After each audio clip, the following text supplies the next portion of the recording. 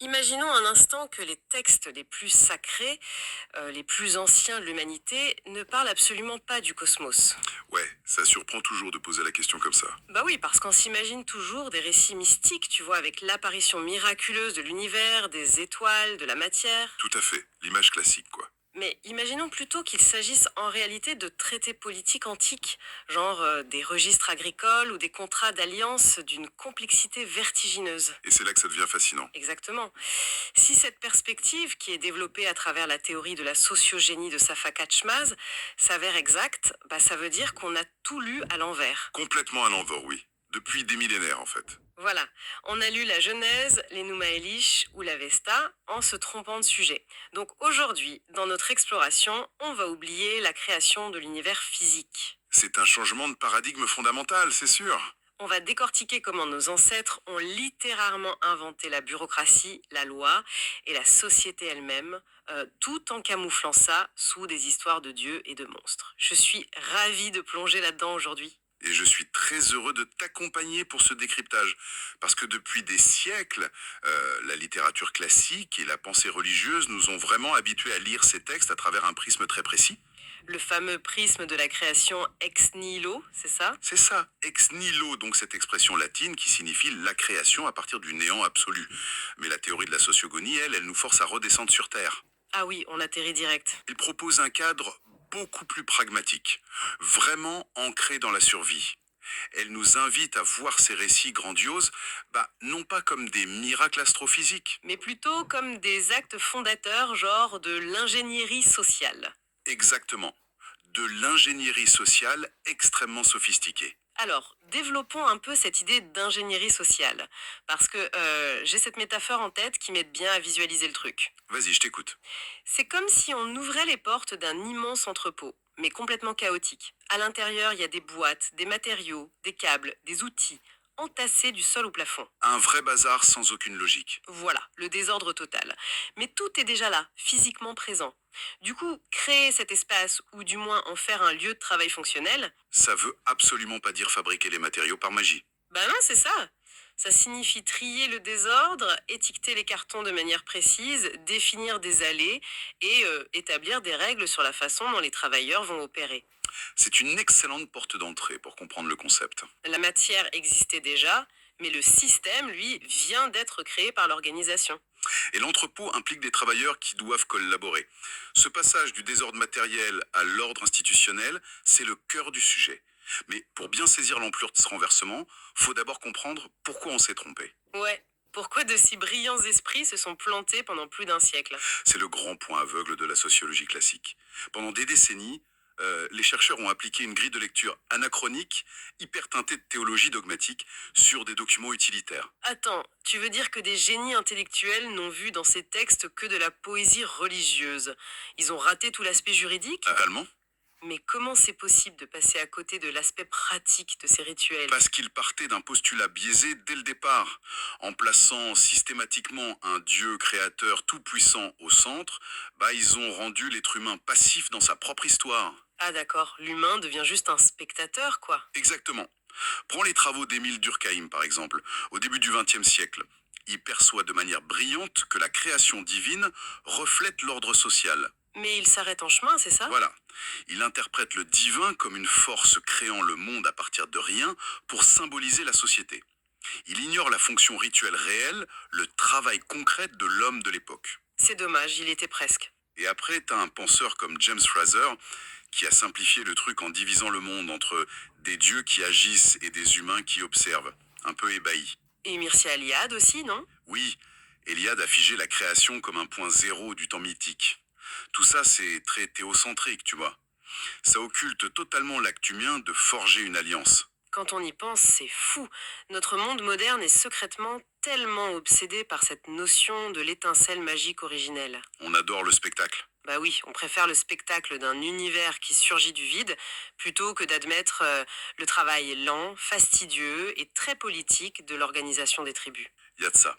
Et ce biais, en fait, il s'enracine dans un débat philosophique qui s'avère totalement stérile pour analyser ses sources. La dichotomie entre le matérialisme et l'idéalisme. 1. Le matérialisme, donc la matière brute, existe d'abord et la conscience émerge ensuite. Et idéalisme, à l'inverse, qui soutient que la conscience, ou Dieu, est première et qu'elle produit la matière physique. C'est le grand classique métaphysique de l'œuf ou la poule, non? Exactement. Un débat qui n'avait aucun sens pour les peuples de l'Antiquité. La sociogonie rend cette opposition complètement caduque. Donc, si on lit les textes sumériens ou akkadiens sans nos lunettes modernes, On constate qu'ils ne parlent littéralement jamais de néant absolu. Le point de départ n'est jamais un vide intersidéral. c'est toujours une matière qui existait déjà, mais plongée dans le chaos. Oui, mais attention, par chaos, il ne parle pas d'une tempête de feu cosmique ou d'un magma en fusion. C'est quoi alors? L'entrepôt en désordre? C'est l'absence de statut légal. C'est une foule humaine ou un territoire, sans loi, sans hiérarchie, sans définition. Le point de départ, c'est pas l'absence de matière, c'est l'absence d'identité. Ok, je vois très bien. Donc, si l'acte de création, c'est pas l'apparition magique d'une montagne, c'est quoi la mécanique réelle? Comment ils faisaient passer leur monde du chaos à une réalité structurée? La réponse réside dans la technologie d'organisation la plus redoutable de notre espèce, le langage. Le langage. Juste le fait de parler, plus précisément le pouvoir rituel de l'étiquetage. Il y a un concept central dans toute l'Antiquité. Nommer, c'est faire exister, et donc c'est créer. Ah, nommer les choses. D'accord. Pour comprendre concrètement, faut s'imaginer la réalité du terrain il y a 12 000 ans. Prenons un site archéologique comme Göbekli Tepe en Anatolie. Oui, le fameux site avec les piliers géants. Voilà, les recherches suggèrent que c'était un point de ralliement monumental pour près de 40 unités sociétales différentes. Imagine un peu. 40 tribus de chasseurs-cueilleurs avec des coutumes et des dialectes différents autour de ces immenses piliers. C'est un défi colossal. Bah carrément. Logistique, diplomatique, sécuritaire. Si tu fixes pas des règles claires, ces tribus vont juste s'entretuer pour les ressources du coin, quoi. Le risque d'anéantissement par le conflit est permanent. Donc pour survivre, ils doivent forger des alliances. Et là, donner un nom lors d'un rituel, c'est pas juste descriptif. C'est pas comme coller une étiquette sur un pot de confiture, tu veux dire. Pas du tout. C'est un acte fondateur, lourd de conséquences. C'est définir l'autorité d'un groupe, lui attribuer une tâche spécifique. Et lui conférer un statut légal incontestable. Exactement. C'est ça, la véritable genèse sociale. Les sources prennent l'exemple de l'Avesta, le texte sacré de la Perse antique. Il raconte la création du premier bœuf. Et là, évidemment, avec notre prisme moderne, on imagine un immense bovin céleste qui apparaît dans un flash de lumière au sommet d'une montagne. L'erreur classique. Quand le texte décrit la création de ce bœuf, il ne parle pas d'un animal biologique. Il s'agit de l'établissement officiel du totem bœuf, vache, taureau. Un totem, donc ça représente une tribu. Une unité sociale spécifique, oui. Une tribu ou une guilde intégrée dans la grande fédération. Le récit de sa création, c'est en fait la lecture publique de la définition de ses devoirs, de ses droits et de son territoire. D'accord. Le groupe humain existait déjà physiquement, mais le totem du bœuf, en tant qu'institution politique, vient de naître par le verbe. Exactement. C'est la naissance d'une entité juridique. C'est fascinant. Ce que ces rituels décrivent, en fait, c'est ni plus ni moins la rédaction de la constitution d'un nouveau pays ou la finalisation d'une méga fusion d'entreprises. C'est une super comparaison. Bah, tu vois, avant la signature des accords, les employés, les bâtiments, tout ça existe déjà. Mais la multinationale n'est créée qu'à la seconde où le document est signé. Et où le nouveau département reçoit son appellation officielle. Oui, c'est exactement ce qu'on observe dans la Genèse avec Adam, non? Tout à fait. L'image de la fusion d'entreprise est hyper pertinente. Mais n'oublions pas que là, la survie des contractants est en jeu. Si ça échoue, c'est la guerre ou la famine. Ouais, l'enjeu est un peu plus élevé qu'une faillite financière. Un petit peu, oui. Mais le parallèle avec Adam est frappant.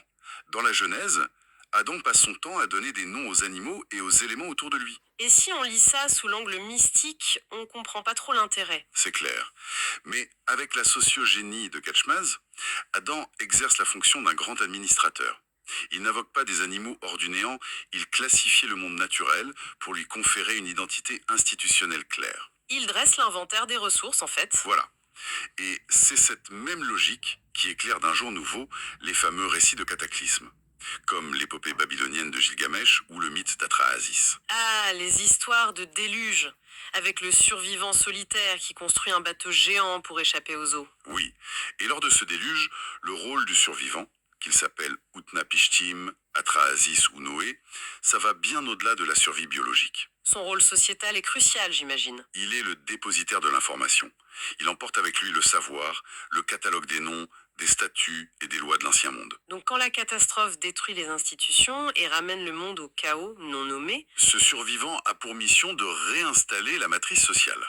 Il doit redonner les noms pour reconstruire l'ordre légal une fois les eaux retirées. en somme, ce survivant, c'est pas juste un éleveur chanceur, c'est une sorte de disque dur de sauvegarde humain. Il transporte le code source de la civilisation. J'adore l'image du disque dur, c'est une excellente façon de le formuler. Si on synthétise tout ça, on réalise que le langage dans l'Antiquité, c'était la technologie suprême du pouvoir. Un territoire ou un groupe humain n'existait politiquement que lorsqu'il était officiellement nommé. Nommé et intégré dans la cosmologie du groupe. Oui, Bon, alors si on accepte cette clé de lecture, que ces mythes sont en fait des constitutions politiques déguisées en métaphores grandioses, on peut se poser une autre question. laquelle? Si le but est de fonder une société, à quoi ressemblait la paperasse d'une tribu nomade comparée à celle de fermiers sédentaires? Parce que les histoires varient énormément selon les cultures. Ah, la géographie et le mode de subsistance dictent le contenu du contrat social. C'est la suite logique et c'est ce qui rend l'analyse des textes passionnante. L'environnement dicte la forme du rituel, quoi. Complètement. Regardons du côté de la Mésopotamie avec l'Unuma Elish. Ce grand récit babylonien trouve ses racines dans la société akkadienne. Ça reflète les besoins d'une société de chasseurs-pasteurs d'il y a 8000 ans, c'est ça? Exactement. Et c'est intimement lié à l'organisation de l'espace et du temps, notamment au festival de la Kitu qui se déroulait en avril. Le mois d'avril, j'imagine que c'est le moment crucial de la transhumance ou la répartition des pâturages à la fin de l'hiver. Tout à fait. L'enjeu de la Kitu, c'est de redéfinir les territoires pour éviter les conflits entre pasteurs. Dans le mythe, le dieu Marduk combat le chaos pour rétablir un ordre géographique. Et il y a cette ligne incroyable dans l'Enuma Elish, traduite de l'acadien. Oui, elle dit, au commencement, le ciel et la terre n'avaient pas de nom. Ils n'étaient pas séparés. C'est d'une clarté folle. Ça prouve noir sur blanc que l'espace physique existait bel et bien. Ce qui manquait, c'était la séparation légale, le cadastre. Précisément. Ils n'étaient pas encore intégrés dans une structure conceptuelle humaine. Fallait tracer les frontières, dire que ceci est la terre de telle tribu, sous tel ciel. Et on retrouve ça ailleurs qu'en Mésopotamie? Bien sûr, si on traverse la Méditerranée, vers la Grèce antique, avec la théogonie des Iodes. Ah oui, avec le chaos au départ. Voilà, au départ, le chaos, c'est un état où le ciel et la terre ne sont tout simplement pas nommés, ni séparés institutionnellement. C'est la signature classique des pasteurs. L'enjeu, c'est la division de l'espace. Très bien, ça c'est pour les nomades. Mais que se passe-t-il quand l'humanité franchit un cap et se sédentarise pour faire de l'agriculture intensive? Là, on change d'échelle. Je pense à la Genèse biblique ou au texte sumérien, le Tekshimvin. Les sources indiquent que ces textes sont liés au calendrier de Tishri. Tu peux nous expliquer ce que c'est? Le calendrier de Tishri, contrairement à celui de l'Akitu qui est centré sur le printemps, c'est le calendrier agricole par excellence au Proche-Orient. Il débute à l'automne. D'accord, l'automne. Pourquoi c'est important?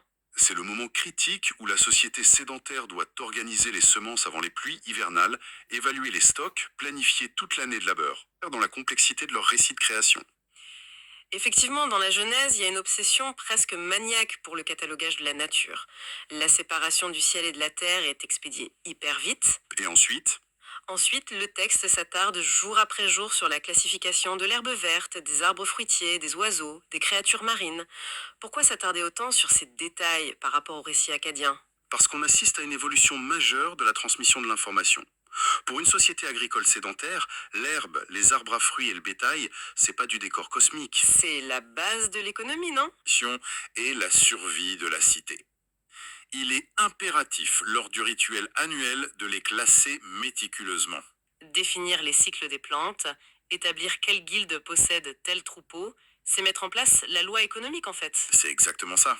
Et du coup, ça m'amène à une réalisation assez fantastique. Il y a toujours eu ce détail curieux dans la Genèse. Pourquoi la création de l'être humain n'intervient qu'à la toute fin, le sixième jour? C'est vrai que c'est un point de friction classique pour les théologiens. Dans une lecture religieuse, c'est étrange, comme si l'homme était un ajout de dernière minute une fois le décor planté. Mais si tu appliques la grille de lecture de la sociogénésie agricole, c'est d'une logique implacable. Je te laisse développer ton hypothèse, vas-y.